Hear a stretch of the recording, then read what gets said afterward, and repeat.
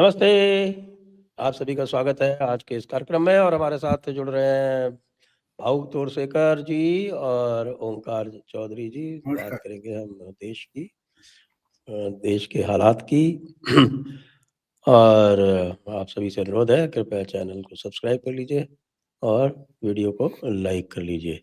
साथ में हमारा जो मर्चेंडाइज स्टोर है धर्मापण, वहाँ भी अवश्य जाके और वहाँ जो उपलब्ध चीज़ें हैं उन पे अपना चॉइस कीजिए। तो भाऊ समाचार ये आ रहा है कि बिहार चुनाव की जबरदस्त परफॉर्मेंस के बाद में राहुल गांधी ने तय किया है कि वो अब इंडिया अलायंस का पार्ट नहीं रहेंगे, इंडिया अलायंस को वो त्याग देंगे। तो ये भारतीय जनता पार्टी के लिए एक सुखद समाचार है या कि समस्या की घंटी है? नहीं, मैं मानता हूँ दुखद समाचार है। इसका कारण ये है हम्म, कि अब नजीक में कोई लोकसभा का चुनाव नहीं है। हम्म, राज्य विधानसभा के चुनाव है और राज्यसभा चुनाव में बीजेपी को क्षेत्रीय पार्टियों से लड़ना है। अगर उनके साथ कांग्रेस नहीं रहेगी तो बीजेपी को ज़्यादा मेहनत करनी पड़ेगी। राहुल गांधी साथ में रहते तो कम मेहनत पे भी बहुत बड़ा तगड़ा विजय हासिल कर सकते हैं। तो बीजेपी के लिए मैं मानता हूँ कि अगर राहुल गांधी ने ये तय किया है, शायद वो उन्होंने तय नहीं किया है, माहौल जो है, आप हालात पर बोलते हो और दरबारी मीडिया उसको माहौल बोलता है। तो हम्म, माहौल क्या है? माहौल ये है कि बच्चे 4 शायद विधानसभा चुनाव अगले 6 महीने में होने हम्म, और चारों विधानसभा ऐसी है कि जहां किसी क्षेत्रीय पार्टी को डुबाने का स्कोप है ही नहीं। तो राहुल गांधी बेचारे इंडिया अलायंस चलाकर करेंगे तो क्या करेंगे? अब एक है असम में तो सीधी सीधी टक्कर है बीजेपी और कांग्रेस में। वहां तो और कोई इंडिया अलायंस की कोई अजमल वगैरह छोटा होगा तो वो छोड़ दो, बाकी इंडिया अलायंस का असम में कोई जगह नहीं है। बंगाल में ममता दीदी इनको दरवाजे पर खड़ी नहीं करती तो वो दो निकल गए। तमिलनाडु में कटोरे में जो पड़ेगा चुपचाप खा लो, नहीं तो वो भी वापस ले लेंगे, ऐसी हालत है। और जो क्या बोलते हैं केरला है, केरला में तो 75 इमरजेंसी से लेकर यूडीएफ और एलडीएफ चल रहे। तो राहुल गांधी को कुछ भी छेड़खानी करने की या गड़बड़ करने की कोई कोई अवसर उनको नहीं है। तो बेचारे इंडिया अलायंस लेकर 6 महीना करेंगे क्या? तो बोझ हटा लो। इससे और कुछ मुझे नहीं लगता, क्योंकि राहुल गांधी को करने जैसा कुछ है ही नहीं, है ही नहीं। वो बिहार असम में तो अपने आप पार्टी डुबा सकते हैं। बंगाल में तो पार्टी लड़ने लायक नहीं है, अधीर रंजन चौधरी इनके ब्लैक लिस्ट में है। तमिलनाडु में इनको कोई वजूद है ही नहीं। और केरला में जो है वो 50-60 साल से चलते आए हैं। तो बात यह है कि राहुल गांधी ने इसमें तय क्या किया मुझे समझ में नहीं आ रहा। हाँ, एक बात है, राहुल गांधी कुछ भी नहीं तय करते, वही तो तय किया हुआ होता है। क्योंकि क्या तय किया, ये राहुल गांधी को भी पता नहीं होता। हाँ, उनके चमचे हैं दरबारी मीडिया, उनको पता होता है कि राहुल गांधी ने किया बड़ा ऐलान, राहुल गांधी अब बड़ा निर्णय करेंगे वगैरह वगैरह, ये हेडलाइन होती है। लेकिन आप बारीकी से देखो तो हेडलाइन के नीचे कोई लिखा हुआ नहीं होता, सिर्फ हेडलाइन होती है। तो इसलिए राहुल गांधी ने अगर इंडिया अलायंस की जरूरत नहीं है ऐसा कहा है तो ठीक है। ये बात आएगी जब उत्तर प्रदेश का चुनाव आ गया, विधानसभा का, पंजाब का आएगा या बाद में छत्तीसगढ़ वगैरह आएगा, उस वक्त वो शायद ट्राई करेंगे। लेकिन आज कम से कम अगले 6 महीने, यानी मैंने जिसका जिक्र किया वो 4 विधानसभा चुनाव के नतीजे आने तक राहुल गांधी के लिए इंडिया अलायंस जैसी कोई चीज है ही नहीं। अभी एक आप मुझे बात बता दो कि वो कोलंबिया जाएंगे तो कोलंबिया जाकर राहुल गांधी छोले भटूरे नहीं खाएंगे, ये उन्होंने तय किया। इसका क्या मतलब है? कोलंबिया में छोले भटूरे या प्याज के पकोड़े मिलते ही नहीं, तो वहां खाऊंगा, ये तय करने से क्या मतलब होता है? तो इसलिए तय कुछ नहीं हुआ है, और अभी कुछ तय नहीं करे यही तय हुआ है। ओंकार जी, आप कैसे देखते हैं?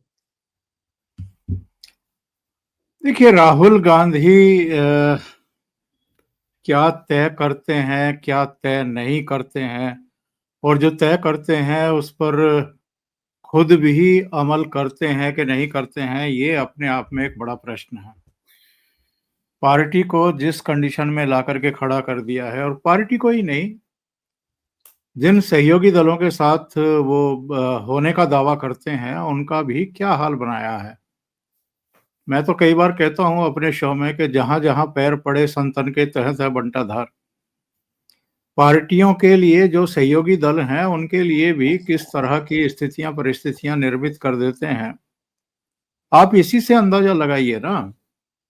जो 15-16 दिन की वो वोट अधिकार यात्रा निकाल रहे थे, उसमें उन्होंने जो जुमले, जो नारे, जो स्लोगन दिए, वो लालू यादव और तेजस्वी के लिए बहुत ही घातक साबित हुए। उन्होंने वोट चोरी की बात करी, वोट चोरी की जैसे ही बात करी, लोगों के दिमाग में आ गया चारा चोरी।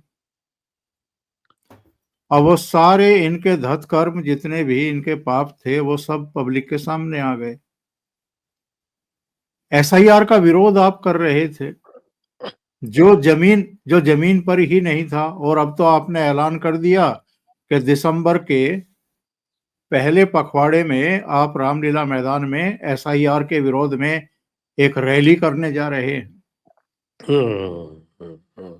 तो आप एसआईआर के खिलाफ रैली करने जा रहे हैं, तो आप एसआईआर का विरोध क्यों कर रहे हैं, आप जरा ये बता दीजिए। ये ऐसे मुद्दे उठाते हैं जिन पर पब्लिक को और अपने सहयोगियों को कन्विंस ही नहीं कर पाते हैं कि आप ये कर क्यों रहे हैं। एसआईआर के विरोध में आप रैली करोगे और फिर अपने सहयोगी दलों को बुलाने की कोशिश करोगे, कौन आपके साथ खड़ा होगा आकर के? क्योंकि सबको पता है कि एसआईआर क्यों कराया जा रहा है। जो अब इस दुनिया में नहीं है, क्या उनको मतदाता सूची में रहना चाहिए? जिनके 2 जगह नाम है, क्या उनके 2 जगह नाम रहने चाहिए? या जो अपने मूल स्थानों को छोड़ करके रोजगार की तलाश में या जॉब के सिलसिले में कहीं दूसरी जगह चले गए, क्या उनके दोनों जगह, दोनों राज्यों में या गांव में और शहर में, दोनों जगह नाम होने चाहिए? और अगर ये मतदाता सूची का शुद्धिकरण किया जा रहा है, तो फिर इसमें आपको परेशानी क्या है? तो ये ऐसे मुद्दे एक्चुअल में उठाते हैं और ऐसी बातें करके चले जाते हैं कि सहयोगी दलों को ना निगलते बनता है, ना उगलते बनता है। ऐसे ही बेड़ा गर्क इन्होंने कांग्रेस का कर दिया है, ऐसा ही बेड़ा गर्क ये दूसरे दलों का करते रहे हैं। भाऊ ने अभी उत्तर प्रदेश की चर्चा की है। उत्तर प्रदेश में 2022 में इनकी बहन जी को जिम्मेदारी सौंपी गई थी कि आप वो जादू की छड़ी ढूंढ के लाओ जिससे कांग्रेस यहां पुनर्जीवित हो जाए। 40% टिकट इनकी बहन जी ने महिलाओं को दे दिए, और उसमें कोई लड़की हूं, लड़ सकती हूं। हाँ, लड़की हूं, लड़ सकती हूं का नारा दिया। वो एक मोदी जी कहते हैं ना कि जब तक ये डब्बा बंद था तब तक तो एक वहम था लोगों के दिमाग में, जैसे ही डब्बा खुला वैसे ही पता लग गया कि डब्बे में है क्या। तो इसी तरीके से इनकी बहन जी के बारे में भी लोगों को वहम था कि शायद वो राहुल गांधी से ज्यादा होशियार हैं, ज्यादा काबिल है और अच्छा नेतृत्व दे सकती हैं कांग्रेस पार्टी को। जानबूझ करके साजिशें करके राहुल गांधी के स्तर से उनको 2022 में उत्तर प्रदेश की जिम्मेदारी सौंप दी गई कि जो वहम है इनके बारे में, वो वहम खत्म होना चाहिए पब्लिक का। वो वहम खत्म कर दिया। और जिस तरह के भाषण उन्होंने दिए, जिस तरह वहां जब वो पुलिस वालों से भिड़ रही थी, उनको डांट रही थी, तो लोगों को पता लग गया कि नेतृत्व क्षमता भी नहीं है, पेशेंस भी नहीं है जो किसी लीडरशिप के पास होना चाहिए। अच्छा, कोई विजन भी नहीं है। आपने 40% महिलाओं को क्यों टिकट दे दिए, क्या सोच करके दे दिए? कोई भी प्रतिष्ठापूर्ण चुनाव हो, और मैं तो कहता हूं हर चुनाव प्रतिष्ठापूर्ण होता है हर राजनीतिक पार्टी के लिए। उसमें देखिए, जो जिसको आप प्रत्याशी बना रहे हैं, उसकी प्राथमिक योग्यता क्या होनी चाहिए कि वो जीत सकता है। एक एमएलए हमें मिल सकता है। ये एक आज की तारीख में जिस तरह की चुनौतियां हैं और जिस तरह से पैसा खर्च किया जाता है, कम से कम ये तो, लेकिन आप केवल तफरी के लिए, मजाक के लिए, नया प्रयोग करने के लिए 40% महिलाओं को टिकट दें। तो ये दोनों बहन भाई जिस तरह की राजनीति कर रहे हैं, और मैं तो पहले भी कह चुका, गुलाम नबी आजाद ने कांग्रेस पार्टी छोड़ते हुए एक 7 पेज की चिट्ठी सोनिया गांधी को लिखी थी, उसको पढ़ना चाहिए सबको। उन्होंने डिटेल जानकारी दी थी कि जब से राहुल गांधी को उपाध्यक्ष बनाया गया कांग्रेस पार्टी का, तब से ये पूरी तरीके से निरंकुश भी हो गए, मनमाने तरीके से संगठन को चला रहे हैं, फैसले ले रहे हैं, किसी भी सीनियर से कोई परामर्श नहीं, किसी भी तरीके से। और उन्होंने ये भी खुलासे किए थे, और बाद में कपिल सिब्बल ने भी उसको अंडरलाइन किया था कि हम बार बार उनसे मिलने के लिए मेल भेजते रहे, राहुल गांधी का जो ऑफिशियल आईडी है मेल का, लेकिन हमें उस मेल का जवाब तक नहीं दिया गया, मिलने की तो बात ही छोड़ दी गई। तो ये जिस तरीके से एक्चुअल में पार्टी को चला रहे हैं, तो अब इनसे पूछा जाना चाहिए ना कि 2024 के लोकसभा चुनाव से पहले इंडी अलायंस बनाने की जरूरत क्यों पड़ी थी, और अब अगर आप इंडी अलायंस के बिना अकेले चुनाव मैदान में जाने के बारे में कह रहे हैं, तो अब कौन सी परिस्थितियां बदल गई हैं? यानी 2024 से पहले क्या परिस्थितियां थी, और अब 2025 लोकसभा चुनाव हो जाने और 6 राज्यों में चुनाव हो जाने, उनके नतीजे आ जाने के बाद अब ऐसी कौन सी परिस्थितियां हैं कि आप इंडी अलायंस के साथ नहीं चलना चाहते और अपना अलग कुछ करना चाहते हैं? उससे पहले आपने कौन से तीर मार लिए थे? 2024 से पहले कौन से तीर मारे थे जो अब आप तीर मारेंगे? और आगे जो आने वाले चुनाव हैं जिनका जिक्र अभी भाव ने किया है, 5 राज्यों में चुनाव होने वाले हैं 2026 में। पश्चिम बंगाल में होंगे, असम में, केरल में, तमिलनाडु में, पुडुचेरी। पुडुचेरी तो बहुत ही छोटी सी जगह है। इन 5 राज्यों में वो अकेले लड़कर के अगर ये सोच रहे हैं, वो असम में अजमल वाली पार्टी और जो तमिलनाडु में डीएमके है, क्या इनके साथ भी नहीं लड़ेंगे? भाई, आप अगर इंडी अलायंस से बाहर आ रहे हैं, तो फिर असम में, केरल में भी आपने एक मोर्चा बना रखा है, क्या मोर्चे के बिना लड़ेंगे? तो ये बिना सोचे समझे अगर इस तरह की खबरें चलवा रहे हैं, इनका कोई सिर पैर है नहीं, मतलब कोई लॉजिक समझ में नहीं आता है संजय जी। जी अब ऐसे तो अभी देखा था हमने भाऊ कि रॉबर्ट वड्रा भी कूद पड़े मैदान में, और वो बड़े क्या बोलते हैं त्रिपुंड वगैरह लगा के और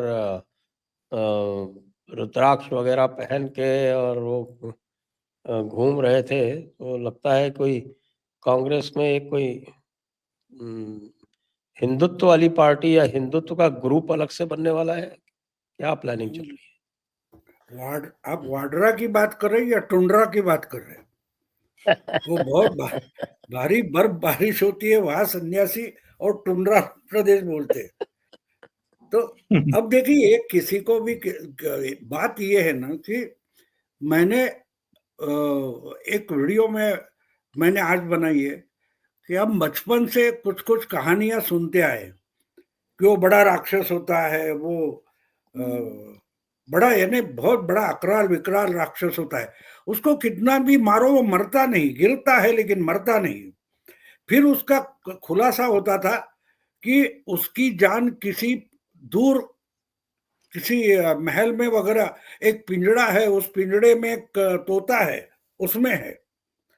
अगर इसको कुछ मारोगे तो वो तोता फड़फड़ाता रहा, या तोते को कुछ करोगे तो ये फड़फड़ाता रहा।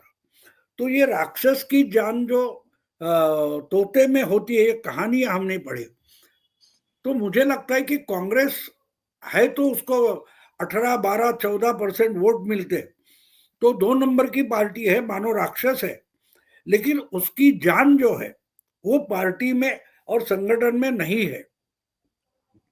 वो मीडिया में, यूनिवर्सिटी में बैठे हुए जो बुद्धिजीवी है उनमें है। और आप देखिए राहुल गांधी कांग्रेस का जितना नुकसान करेंगे उतना हमें यूनिवर्सिटीज में, बुद्धिजीवी संस्थाओं में या मीडिया में बैठे जो तोते हैं वो कितने फड़फड़ाते हैं। देखो बिहार चुनाव की मतगणना होने से पहले वो कितने उड़ रहे थे, और अब बुरी तरह से कांग्रेस और इंडिया अलायंस हारने के बाद ये अपने अपने पिंजरे में कितने जोर से फड़फड़ा रहे। देखो तो आपको पता चलेगा ये कांग्रेस का राक्षस ऐसा है कि ये उसकी जान उस तोते में है। और इसलिए हमारा एक अच्छा दोस्त है और सीनियर है, एडिटर है एक मराठी चैनल का, उसने मुझे पूछा कांग्रेस का अंत कब तक हो सकता है, आप क्या सोचते हो? मैंने बोला तू समर्थक है, तुझे पता है।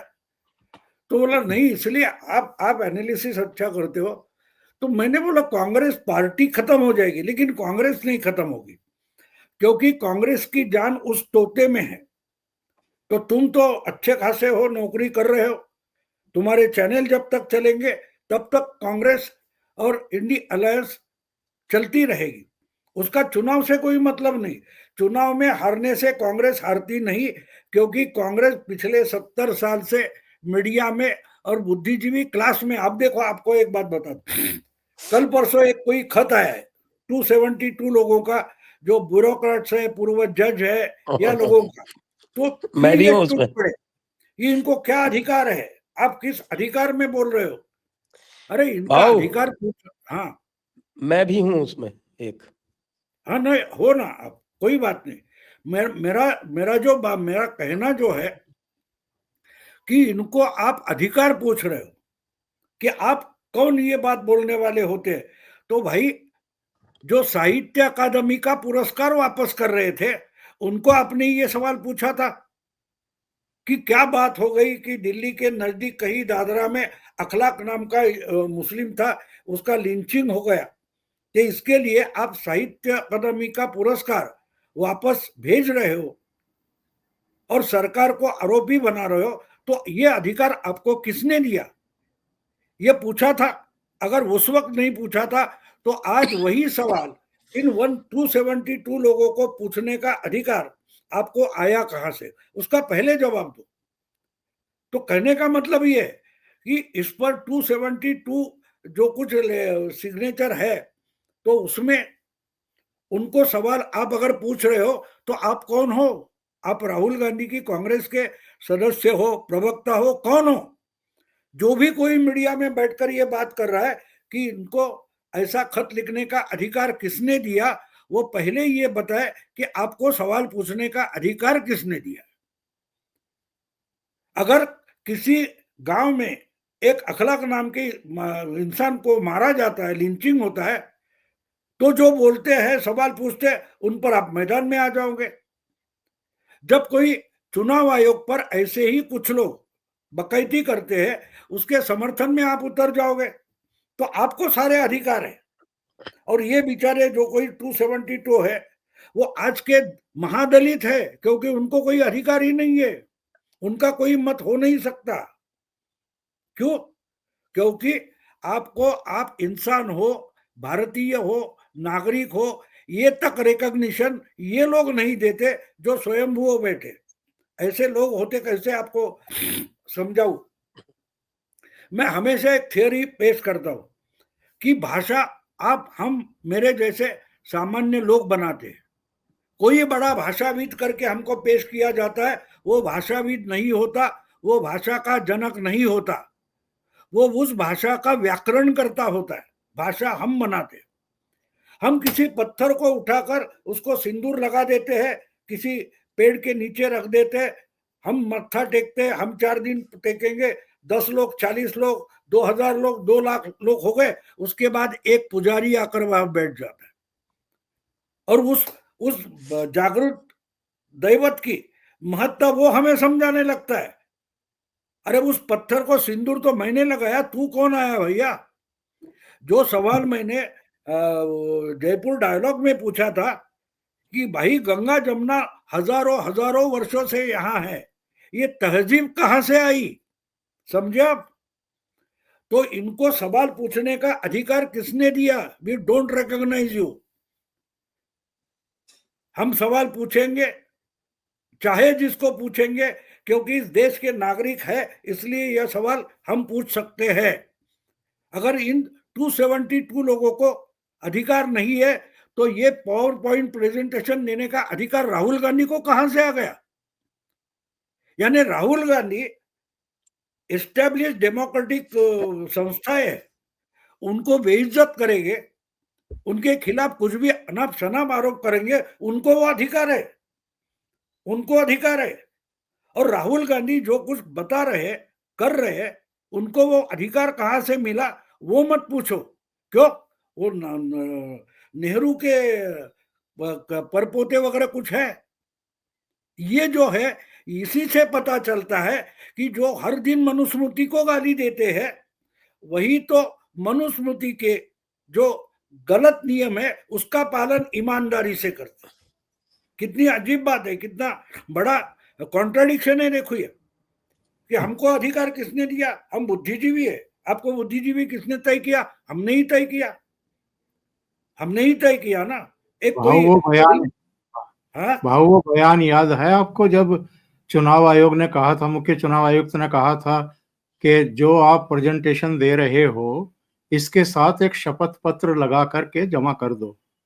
तो कांग्रेस के प्रवक्ता ने क्या कहा था? उन्होंने कहा था कि राहुल गांधी का बयान ही शपथ पत्र है। बिल्कुल बिल्कुल। तो यही बात होती है ना, यही बात होती है कि हमको सवाल मत पूछो। मैं आपको एक कहानी बता दूं, शायद मैंने इसके पहले बताई होगी कहीं, याद नहीं, लेकिन एक कहानी बताता हूं। एक बार गर्मी की छुट्टियां थी, तो गर्मी की छुट्टियां है तो स्कूल को छुट्टी होते है, सुबह सुबह बच्चे नाश्ता वगैरह करते हैं, नहाते खाते हैं और खेलने के लिए निकल जाते हैं। पूरे दिन भर मस्ती करेंगे, दोपहर को आएंगे, खाना खाएंगे, फिर थोड़ा आराम करेंगे, फिर धूप कम हो जाती है तो फिर मस्ती करने के लिए निकल गए। अब एक दिन ये होता है कि दोपहर के बाद खाना खा के बच्चे खेलने निकले हैं, गांव के किसी मैदान में खेल रहे हैं। वो कोई गिल्ली डंडा खेल रहा है, कोई और कुछ खेल रहा है, क्रिकेट खेल रहा है। इतने में एक बिल्ली का छोटा बच्चा उन बच्चों के बीच में आ जाता है। अब वो दौड़ धूप में बच्चे को पता नहीं चलता कि भागू तो कहाँ भागू, एक का पैर के नीचे आ जाए तो मर जाऊंगा। वो इधर उधर भागने लगता है। तो उसमें एक तगड़ा बड़ा बच्चा होता है, उसके दिमाग में एक खेल आ जाता है, बोलता है राउंड करो और देखते हैं किसकी निशानेबाजी अच्छी है। हम घेरा डालकर खड़े रहेंगे और अपनी जगह से इस बिल्ली के बच्चे को पत्थर मारेंगे, और वो पत्थर आता है, गिरता है तो ये यहाँ भागता है, बिल्ली का बच्चा इधर उधर भागता है जान बचाने के लिए, लेकिन भागेगा तो कहाँ, पूरा घेरा लगा है। आखिर में ये बात हो जाती है, किसी का एक पत्थर गलत जगह लग जाता है और बिल्ली का बच्चा मर जाता है। अब बच्चे डर जाते हैं, इस साला बिल्ली का बच्चा मर गया, करे क्या? चुपचाप सूर्यास्त के पहले बच्चे घर भाग कर आते, उनको लगता है कुछ तो गड़बड़ हो गई है, हमारे हाथ से एक जान चली गई है। तो जो पेरेंट्स होते हैं परेशान होते हैं, अरे क्या हुआ गए, बच्चे जल्दी क्यों आ गए? तो आहिस्ता आहिस्ता बच्चों से बातें करते तो एक दो बच्चे बता देते भाई ऐसा ऐसा हो गया। अब वो 4-5 पेरेंट्स इकट्ठा हो जाते, बोलते बच्चों ने गलत कर दिया, साला बिल्ली का बच्चा मर गया, इसमें क्या पाप हुआ, पुण्य हुआ, क्या हुआ है? अब वाकई ये 4-5 बाकी के गांव वालों से मिलते, बोलते ऐसा ऐसा हो गया, क्या करे? तो बोलते अपने गांव के पुरोहित पंडित है, उनको जाकर मिलते। वो चिंतामणि शास्त्री है, उनके पास आ जाते और सूरज ढल जाता है। अंधेरा होते समय इनके आंगन में सब लोग खड़े होते हैं, भैया ऐसा ऐसा हो गया, तो पंडित जी बोलते हैं बड़ा घोर पाप हो गया। बिल्ली, बिल्ली का बच्चा, जानते हो बिल्ली कौन होती है? अरे बिल्ली को तो बाघ की मौसी कहा जाता है, व्याघ्र वंश है। इसका मतलब अब दुर्गा माता कोपित होगी, दुर्गा माता कोपित होगी, गांव को शाप मिलेगा। तो कुछ लोग डर कर हाथ जोड़कर बोलते हैं पंडित जी उस पर कोई उपाय होगा तो बताओ। तो बोले इतना जल्दी तो नहीं, मुझे ढूंढना पड़ेगा, स्टडी करना पड़ेगा, जाओ कल सुबह आ जाओ।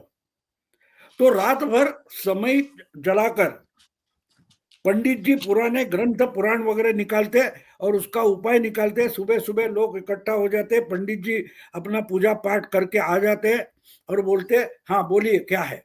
बोले ऐसा ऐसा आपने क्या किया? हाँ बिल्कुल किया है, उसका उपाय है। बोले कुछ होम हवन करना पड़ेगा और एक सोने का बिल्ली का छोटा बच्चा बनाकर पंडित को दान करना पड़ेगा। अब सामने खड़ी एक बुढ़ी पूछती है कि पंडित जी उपाय तो हो जाएगा, होम हवन किसे करना है और ये बिल्ली का बच्चा बनाकर उसका दान किसको करना पड़ेगा? तो पंडित जी बोलते ये क्या सवाल है, जिसके बच्चे के हाथ से बिल्ली का बच्चा मरा है उसको और उसके बाप को ये सब प्रायश्चित करना पड़ेगा, होम हवन करना पड़ेगा, सोने की बिल्ली बनाकर पंडित को दान करना पड़ेगा। सांस निकल जाती है, पूरे सामने जमावड़ा है। पंडित जी पूछते क्या हो गया? बोले नहीं तो प्रॉब्लम खत्म हो गई। गांव वाले बोलते तो बोले क्यों, क्या हो गया? नहीं नहीं चिंता मिट गई। तो पंडित जी अब चकित होते क्या हो गया? कल तक डरे हुए, सुबह तक डरे हुए लोग अचानक से चिंता मुक्त कैसे हो गए? बोले पंडित जी बात ऐसी हो गई कि आपका जो बेटा है चिंतामणि, उसके हाथ से ही बिल्ली मरी है। अब पंडित जी गुस्सा हो जाते, बोलते मेरी रात खराब कर दी, ये कल नहीं बता सकते थे?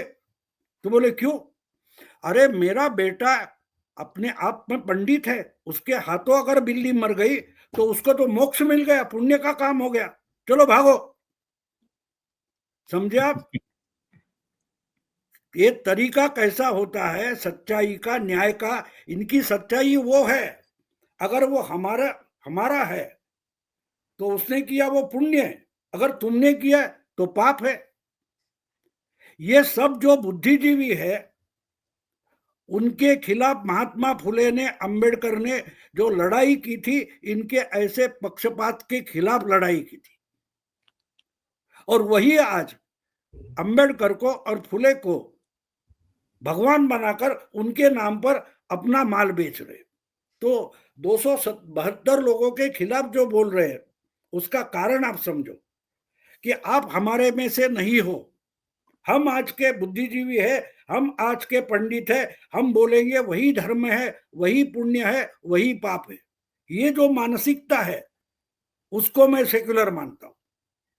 और इसके खिलाफ आज अंबेडकर होते तो पहले इनको जूते से मारते।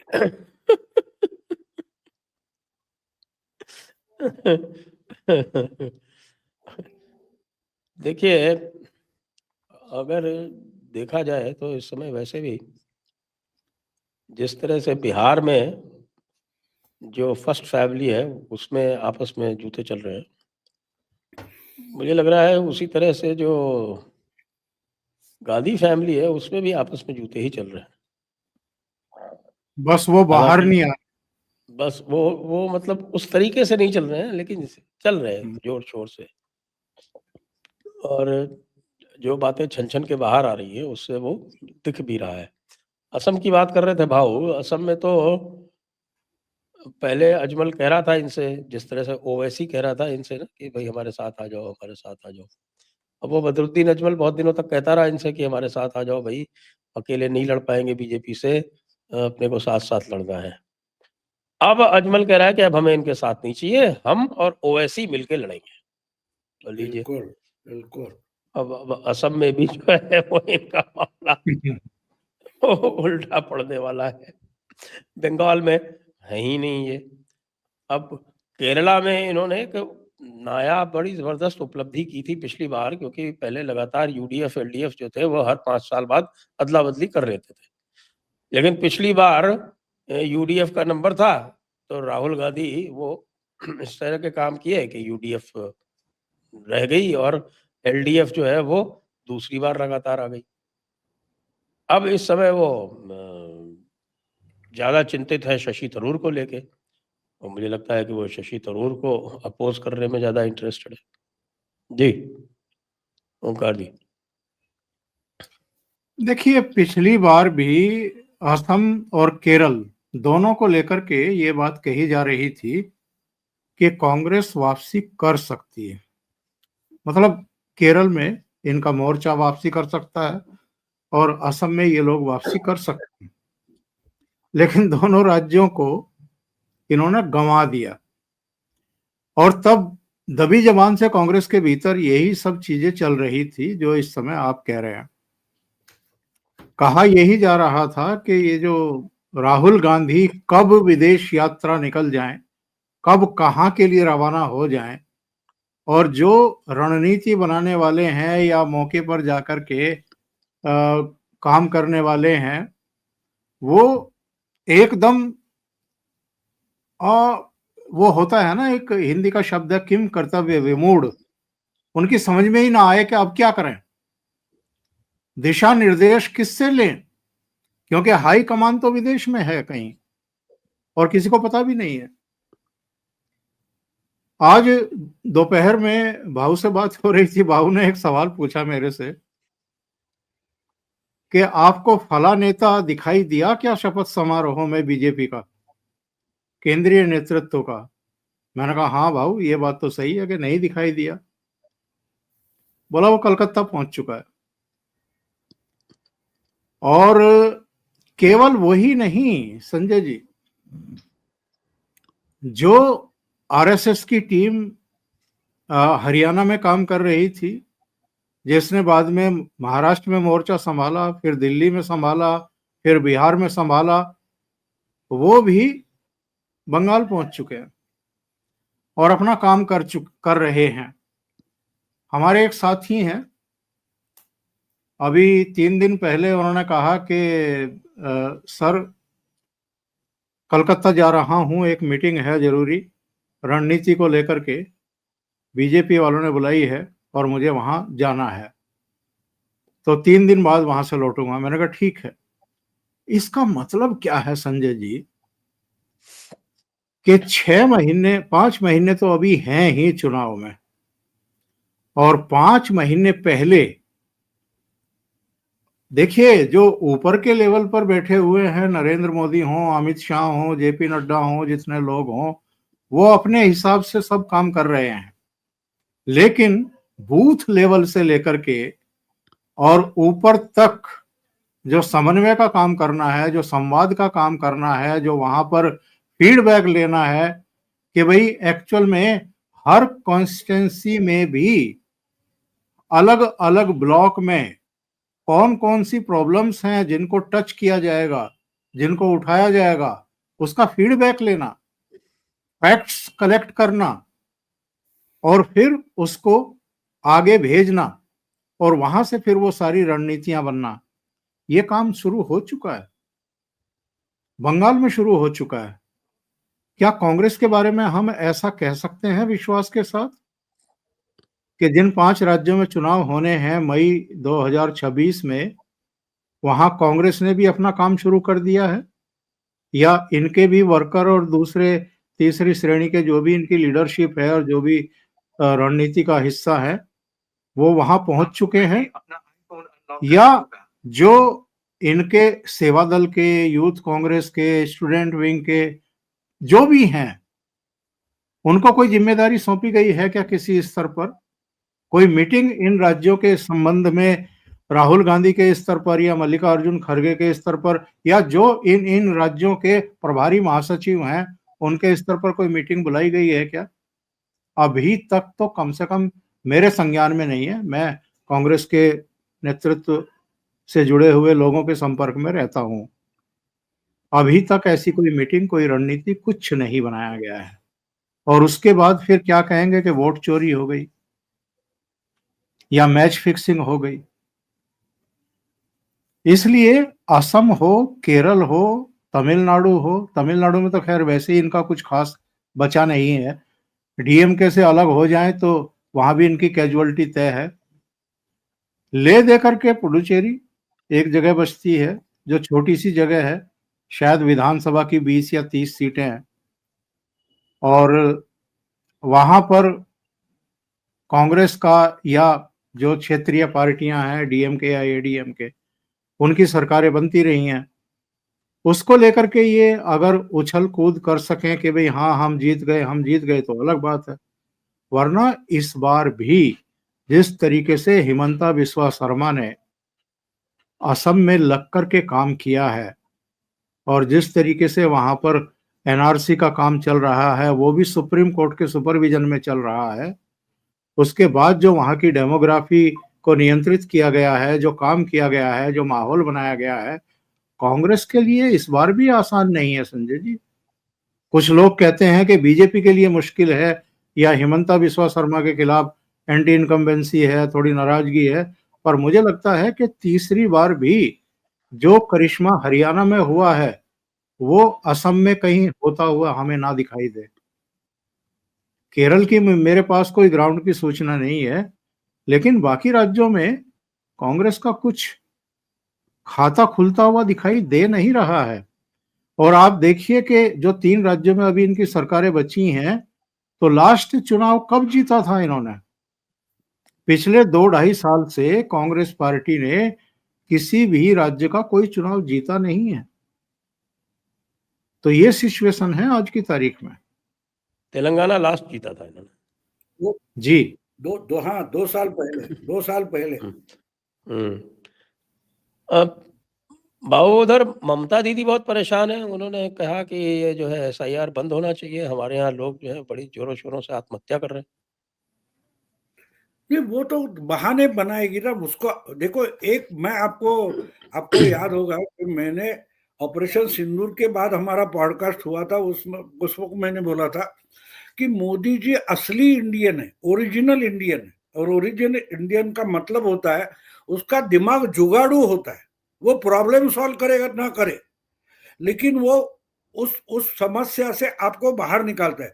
व्यवस्था बाद में बदलेंगे जब टाइम मिलेगा तब। लेकिन अब जैसे किसी एक्सीडेंट के बाद हम जो जख्मी है उसको बचाने की कोशिश करते हैं, अच्छा डॉक्टर मिलेगा तब मिलेगा, लेकिन अभी इसको बचाओ। तो मोदी जी का तरीका वो होता है कि वो कुछ अभी आपने सीए एनआरसी के खिलाफ जो कुछ तमाशा किया था, उस पर से निकाला हुआ जुगाड़ का मतलब एसआईआर है। अब ये मेरा ख्याल है इंडिया टीवी रजत शर्मा का जो है कुछ कोई, तो उसमें मैंने एक वीडियो देखा कि कम से कम 6-7 हजार बांग्लादेशी रोहिंग्या आज बांग्लादेश की बॉर्डर पर पड़े हुए जाके कि हमारे पास, हमको वापस जाने दो, हमको वापस जाने दो। तो ये अपने आप शुरू हो गया ना, अपने आप शुरू हो गया। तो इसका मतलब सीआईए और एनआरसी का जुगाड़ निकाला है। क्योंकि मुझे तो वहां पहुंचना है, हाईवे पर ट्रैफिक जाम है, कोई बात नहीं, मैं 10-15 किलोमीटर टर्न लेकर वहां पहुंचूंगा। ये मोदी का सोचने का तरीका है। और कांग्रेस की बात अलग है, कांग्रेस को परवाह ही नहीं है। मैं आपको और एक सच्ची बात बता दूं, 10-12 साल पहले की बात है, मोदी जी जब प्रधानमंत्री की रेस में नहीं थे, उस वक्त मैंने खबर पढ़ी थी, वो मुझे अटपटी लगी थी, तो मैंने उस पर ढूंढ ढूंढ कर 3-4 जगह उसी रेफरेंस की खबरें ढूंढ निकाली थी। हुआ था एक कि उस वक्त आपको याद होगा कि अरे बैंक ऑफ अमेरिका है या और कोई इधर है उधर है, पेप्सी कॉरपोरेशन है, उसका चेयरमैन एमडी सीईओ भारतीय बन रहे, इसकी चर्चा चल रही थी।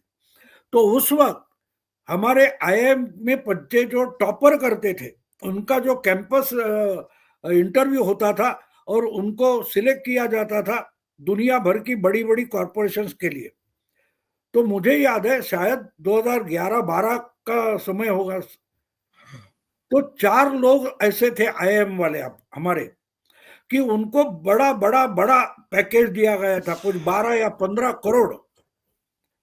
तो इंटरव्यू के बाद उनको पैकेज मिला और 4 में से 3 लोगों ने वो रिजेक्ट कर दिया था। अब ये खबर अटपटी क्यों है कि अरे इतनी बड़ी दुनिया की बड़ी कॉरपोरेशन आपको इतना बड़ा पैकेज दे रही है। तो उसमें से एक का इंटरव्यू मुझे मिला, उसे पूछा यार तेरे को इतना 15 करोड़, अब 10 साल 12 साल पीछे जाके देखो 10-12 करोड़ का मतलब क्या, आज के तारीख में 100 करोड़ के आसपास हो गया। तो वो बोला बात वो नहीं है, मैं ऑफर बहुत अच्छी है लेकिन इसमें और सीखने के लिए, अपना कर्तव्य दिखाने के लिए स्कोप नहीं है। और आज मैं पैसे के पीछे भागते भागते ये मान लूंगा तो और 5 साल के बाद जो आईएम में नया बच्चा है वो बॉस बनकर मेरे सर पर आकर बैठेगा।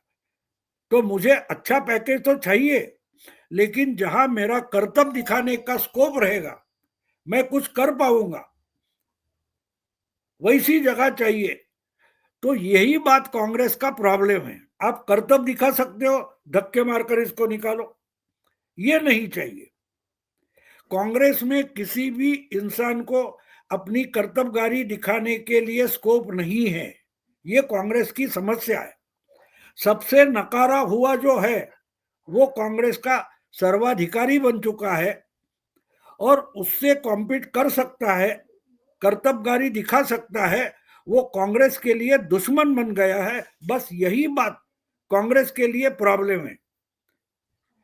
मोदी जी को योगी प्रॉब्लम नहीं लगते, देवेंद्र फडणवीस प्रॉब्लम नहीं रखते, अमित शाह प्रॉब्लम नहीं रखते।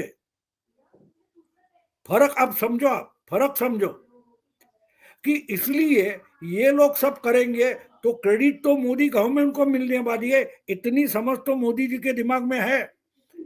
बस यही बात राहुल गांधी या उनके चमचे नहीं समझ सकते और इसलिए जितने नाकारे लोग हैं कुछ कर नहीं पाते। वो अल्लाह बरू, कहां से ये कल्ला बरू पैदा किया मुझे पता नहीं। और वो गया, वो लालू को भी तेवर दिखा रहा है। अच्छा बुरी बात छोड़ दो, लेकिन लालू 35-40 साल से बिहार की राजनीति में एक बड़ा नाम है। उसको तेवर दिखाना, आंखें दिखाना, इसके लिए अल्लाह बरू की क्षमता क्या है, औकात क्या है? ऐसे लोगों को लालू का अपमान करने के लिए कि राहुल गांधी भेजेंगे तो कांग्रेस अपने पैरों पर कहां कैसे खड़ी होगी मुझे बताओ। क्योंकि नकारे, निगेटिव और नुकसान करने वाले ही लोग अपने टीम में चुन चुन कर आप लाते हो, तो हशर क्या होने वाला है? नुकसान होगा। नुकसान को कोई अल्टरनेटिव नहीं है आपके। और इसलिए असम हो ये वो, अब आपको केरल की बात बता दो। केरल में मेरा ख्याल है कि इस वक्त में ट्रायंगुलर फाइट होगी और ट्रायंगुलर फाइट में आइदर लेफ्ट और यूडीएफ, कांग्रेस या सीपीएम, इनकी जो आज तक चलती आई फ्रंट है उसमें से एक को तीसरे नंबर पर जाना पड़ेगा। बीजेपी, और बीजेपी जो कुछ फ्रंट बनाएगी वो केरल में 2 नंबर पर आएगी। ये मैं आज आपको बता कर रखता हूँ। सत्ता में आएगी ऐसा नहीं बोल रहा हूं, मैं बोल रहा हूं 2 नंबर पर आएगी। और 1 नंबर को जाने के लिए 2 नंबर से ही अगली सीढ़ी होती है। तो बीजेपी को जल्दबाजी नहीं है, राहुल गांधी को बहुत जल्दबाजी है कि भाई कल जाएंगे, परसों हमारा मुख्यमंत्री बिहार में बिठाएंगे और वापस कोलंबिया निकल जाएंगे। इस ढंग से मोदी और शाह काम नहीं करते, वो बहुत मेहनत करते। और आपको और एक बात बता दो, जिस दिन इंडिया अलायंस, नीतीश ने इंडिया अलायंस की शुरुआत नीतीश ने की थी, लेकिन आगे चलकर नीतीश इनके निकल गया था 2022 में शायद। नीतीश एनडीए छोड़कर लालू के पास चले गए थे। उसके 3 दिन बाद अमित शाह ने विनोद तावड़े को बोला दिल्ली से बोरिया बिस्तर लपेटो और तुमको पटना में मुक्काम करना है। विधानसभा का चुनाव होने तक तुम्हारा मेन सेंटर पटना में रहेगा, आते जाते रहो, लेकिन पटना विनोद तावड़े के लिए मुख्यालय रहेगा। अब विनोद तावड़े दिल्ली लौट सकता है। इतना डिवोशन वाला कोई कांग्रेस में है आपको दिखाई देता है? अमित शाह ने बोला, तावड़े निकल पड़े, सवाल नहीं पूछा। वहां जाकर आहिस्ते आहिस्ते ऐसा काम किया कि इंडिया अनायन बनाने निकले थे नीतीश कुमार, उनको ही उठाकर एनडीए में वापस लाए। और वहां नहीं छोड़ा, बार विधानसभा का चुनाव पूरा होने तक, टिकट बंटवारे तक, मेरी टिकट बंटवारा चल रहा था उस वक्त मेरी विनोद से बात हुई है। 2-3 बार मैंने फोन लगाया था, वो गड़बड़ में था, रात को देर उसका फोन आ गया, बोला भाऊ माफ करो मैं तो गड़बड़ी में था। मैंने कोई बात नहीं, मैसेज भेजते तो भी चलता। लेकिन वो वहां डटा रहा और आज हम परिणाम देख रहे। कितने लोग हैं, विनोद तावड़े को राज्यसभा का एमपी तक नहीं बनाया, क्योंकि उसको मालूम है राज्यसभा मिलेगी, सब कुछ मिलेगा, लेकिन उससे भी पार्टी का पद बड़ा होता है, ये आप समझ लो। राज्यसभा मेंबर या मिनिस्टर वगैरह खूब बहुत छोटी बात होती है। बीजेपी में अमित शाह, नरेंद्र मोदी के साथ संगठन में काम करना, ये किसी भी शासकीय अधिकार पद से बड़ी बात होती है। ये जिसको समझेगी वो राजनीति में आगे जाएगा, और ऐसा कोई भी बीजेपी कांग्रेस में है नहीं। और इसलिए असम, केरल वगैरह जो कुछ होने वाला है, अभी तमिलनाडु में बीजेपी को मालूम है बहुत ज्यादा हम छलांग नहीं मार सकते, तो उसको बाद में करेंगे, लेकिन जो कुछ शुरू हुआ है वो जारी रखेंगे। लेकिन केरल में बहुत बड़ी ताकत लगाई जाएगी, और वो कम से कम दूसरा नंबर, और दूसरा नंबर भी नहीं होगा, तीसरा भी होगा, तो दूसरे और तीसरे नंबर में फर्क ना हो, ऐसा तीसरा नंबर बीजेपी इस वक्त पाएगी। जी, तो थोड़ा सा और देखते हैं कि ये एक रेणु मित्तल हैं, वो उस दिन कह रही थी कि साहब कि ये जो इंडी अलायंस खत्म करने की बात की है वो केवल बीएमसी तक सीमित है। ओंकार जी, किसने कहा? रेणु मित्तल को आप जानते हैं? एक एक एक पत्रकार है, राजस्थान से एक अखबार छपता है, ये उसकी ब्यूरो चीफ दिल्ली में, और कांग्रेस कवर करती रही, हमारे साथ भी कांग्रेस कवर करती थी, अब भी करती हैं। बढ़िया बात है। बीएमसी की पॉलिसी ऑल इंडिया लेवल पर तय होती है और राजस्थान से डिक्लेयर होती है, और मुंबई का इंसान है उसको पता तक नहीं है। बढ़िया बढ़िया है। जो कांग्रेस अणु रेणु में कितनी बदल गई है, इसका ये सबसे बड़ा सबूत है। और वो ये कह रही थी कि उसका कारण ये है कि भाई उद्धव सेना ने समझौता कर लिया है राज ठाकरे से, और चूंकि राज ठाकरे जो है वो नॉर्थ इंडियंस की पिटाई विटाई करते हैं, तो नॉर्थ इंडियंस जो है वो उद्धव सेना के अगेंस्ट हो गए हैं, तो ये सूट नहीं करता कांग्रेस को, इसलिए कांग्रेस अलायंस में नहीं जाना चाहती, बीएमसी का चुनाव अकेले लड़ेगी। आप ये बात चलाओ, 1 मिनट में फिर एक मिनट लूंगा। देखिए, राज ठाकरे उद्धव के साथ जाना और कांग्रेस हट जाना, उसके सबसे बड़ा उसका नुकसान कांग्रेस को होगा, क्योंकि अगर लोकसभा विधानसभा चुनाव में मुस्लिम वोट अगर उद्धव के साथ चला गया है और उद्धव से भी एग्रेसिवली राज ठाकरे संघ और बीजेपी के खिलाफ बात करेगा, तो मुस्लिम बड़ी संख्या में राज ठाकरे के पीछे चला जाएगा। ये आपको नतीजे आने के बाद पता चलेगा। तो फिर कांग्रेस कहाँ जाएगी? कांग्रेस कहाँ जाएगी मतलब? मीडिया में है कांग्रेस। आप गलती कर रहे हो यार। पॉलिटिकल एरेना में कांग्रेस को मत सोचो, कांग्रेस मीडिया में है, बुद्धिजीवियों में है, और वहां जिंदा रहेगी।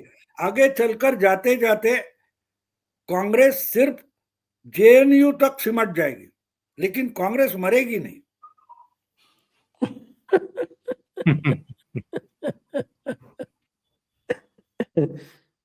ये तो बीएमसी के चुनाव तो जल्दी ही होने वाले हैं, और बीएमसी के चुनाव में ये भी क्लियर नहीं है कि बीजेपी और शिंदे सेना एक साथ लड़ेगी या नहीं लड़ेगी।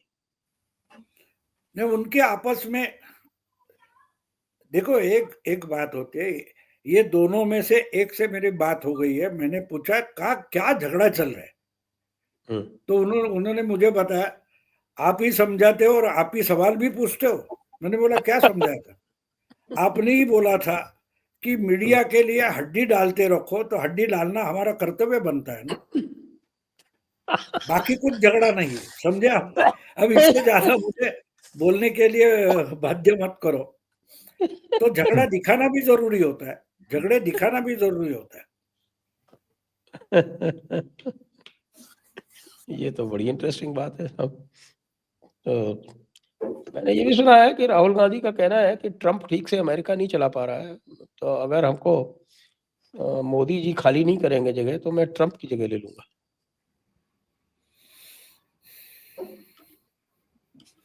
किसको? राहुल गांधी तो साहब कुछ भी कर सकते हैं। ग्लोबल लीडर है वो, कहाँ ये पड़े हुए हैं भारत के चक्कर में। भाऊ इसका बहुत अच्छे तरीके से जवाब दे के, इंटरेस्टिंग तरीके से जवाब देंगे, भाऊ ही दें, ज्यादा अच्छा रहेगा। अरे अभी आपने बोला कि प्रियंका गांधी नाम का ट्रम्प कार्ड उनके पास है,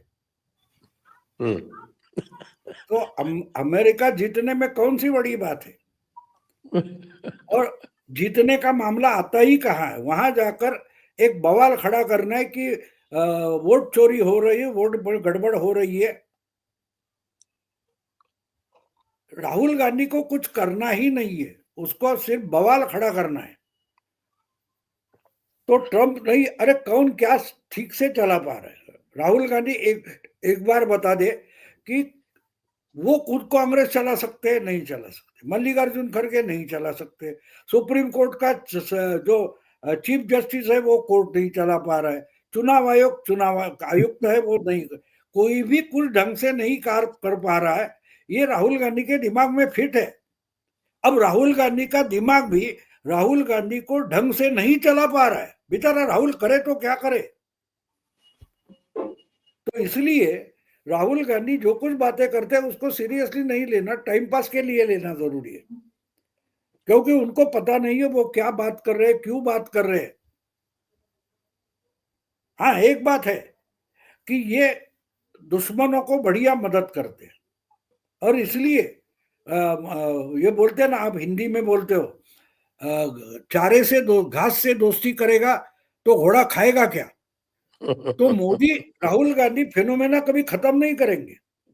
राहुल गांधी को खत्म करो कि कोई सीरियस लीडर कांग्रेस में आ जाए तो बीजेपी के लिए प्रॉब्लम खड़ा हो जाएगा। ताकत से लड़ना पड़ेगा।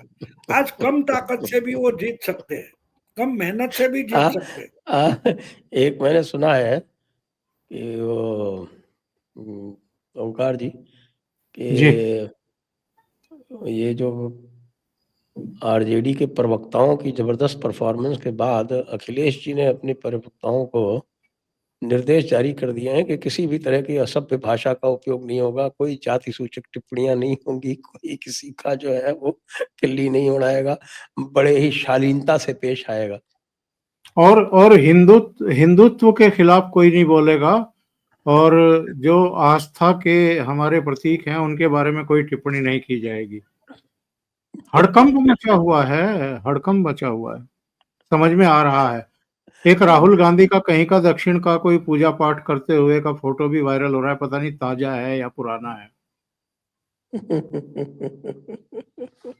अभी तो ये रामनामी दुपट्टा डाल करके अगर भगवान राम के दर्शनों के लिए अयोध्या पहुंचने लगे तो किसी को आश्चर्य नहीं होगा। नहीं, ये होता है, क्या होता है, देखो मार्केट जिस ढंग से चलता है तो बाकी सब लोग निकल आते हैं ना। देखो मुझे एक हमारे दोस्त थे, कालीचरण वगैरह फिल्में आई थी ना, उसमें उन्होंने स्क्रिप्ट राइटिंग किया था, तो उन्होंने मुझे बताया था फिल्में कैसी बनती थी। तो बोले हम एक फिल्म 20% उसका शूटिंग तक हुआ था, स्क्रिप्ट पूरी तैयार थी। फिर एक फिल्म आई थी कुछ, और वो इतनी जबरदस्त चली तो वो प्रोड्यूसर पीछे पड़ गया कि भाई इसमें कुछ भी करो, सपने में ले लो या कुछ भी करो, लेकिन पेरिस का आईफेल टावर आना चाहिए। अब कहां से आईफेल टावर? एक गांव की फिल्म में ग्रामीण स्टोरी है, गांव की रूरल बैकग्राउंड की स्टोरी है, उसमें आईफेल टावर कहां से लाएंगे? लेकिन वो बोलता नहीं नहीं, उससे धंधा चलता है। वो एक गाना है आईफेल टावर का, वो इतना चला है, तो हमको भी धंधा करना है, तुम इस कहानी में कुछ भी करो, वो हीरो हीरोइन के सपने में डालो और आईफेल टावर पर लेके जाओ। तो ये बात चलती है। अगर राम नाम से चलेगा तो चलो राम नाम करते। बाला साहब ठाकरे का एक वक्तव्य मुझे याद आता है। उन्होंने एक बार कहा था कि मुस्लिमों का वोटिंग अधिकार निकाल दो। फिर कितने लोग खुद को सेक्युलर मानते मैं देखता हूं। ये बाला साहब ठाकरे ने एक समय कहा था। तो बात साफ है, अगर हिंदुत्व के नाम पर या कम से कम हिंदुओं को, सनातनियों को गाली देकर राजनीति नहीं चल सकती, चुनाव नहीं जीत सकते, तो चलो राम का नाम लेते, क्या बात है? हमको तो जीतना है, हमको तो चुनाव जीतने से, वोटों से मतलब है, तो ये वहां निकल जाएंगे। उसको आप बेशर्मी मत समझो, बिल्कुल मत समझो। ये विचारधारा की लड़ाई, ये कहने की बात होती है। कौन सी कांग्रेस की? मुझे पहली बात अजीब लगती है कि कांग्रेस की विचारधारा का मतलब क्या है। मैं मानता हूं कि लेफ्टिस्ट की कोई विचारधारा है, ये जो नक्सलाइट है उनकी कोई विचारधारा है, आरएसएस की कोई विचारधारा है, सोशलिस्टों की कोई विचारधारा है, लेकिन कांग्रेस की क्या विचारधारा है? ये जो सब चर्चा करते, डिबेट करते, मैं, अरे कांग्रेस तो एक ओरिजिनल गठबंधन है इस देश की राजनीति का। 100-150 साल पहले जब कांग्रेस की शुरुआत हुई, तो जो ब्रिटिश सत्ता के खिलाफ कुछ करना चाहता था, उसके लिए एक प्लेटफॉर्म बना, उसका नाम था इंडियन नेशनल कांग्रेस। और उसमें संजय जी, सावरकर थे, मुझे निकलना पड़ेगा। उसमें श्यामा प्रसाद मुखर्जी जी थे, बस अब समाप्ति कर। सब गुट थे ना, एक एक अलग अलग हो गए। तो कांग्रेस की विचारधारा का मतलब क्या है? बस बोल रहे, जो मैंने जयपुर डायलॉग में एक बार बोला था ना, पदू बैंगन नहीं खाता। क्यों नहीं खाता किसको ही पता नहीं, लेकिन पदू बैंगन नहीं खाता, ये विचारधारा हो गई। आइए आज की चर्चा को अब यहीं पर विराम देंगे। सभी दर्शकों को बहुत बहुत धन्यवाद, और भाऊ को और ओंकार जी को भी बहुत बहुत धन्यवाद। जय हिंद, जय भारत, वंदे मातरम। वंदे मातरम।